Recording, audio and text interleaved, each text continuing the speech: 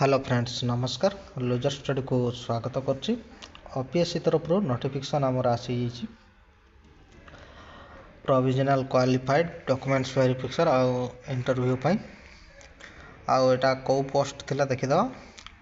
Post थिला देखंतु lecture in zoology रो हला 2023-24 रो वैकेंसी थिला। एटा टोटल 10 जन को सिलेक्शन कराई छि। 10 जन 5 जन महिला प्रोविजनल क्वालिफाइड जो करते आमर जो रिटन एग्जाम होता 20 जनवरी 2024 आउ 21 जनवरी 2024 रे रिटन एग्जाम होता। क्लियर हो गला। एटा ग्रुप बी वैकेंसी थिला आमर आउ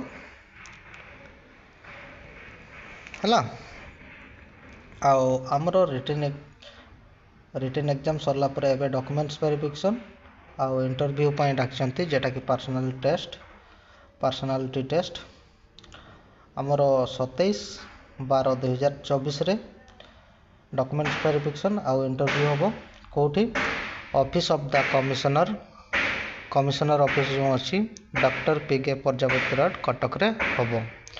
टोटाल 10 जन को डाकी 10 जन 5 जन महिला रही सेठो। क्लियर हो गला। 27 तारीख दिन आमर डॉक्यूमेंट्स वेरिफिकेशन 27 डिसेम्बर 2024 रे आउ जो 10 जनकर रोल नंबर अच्छी चेक कर दिखाँ है पूरा डिटेल्सली अच्छी।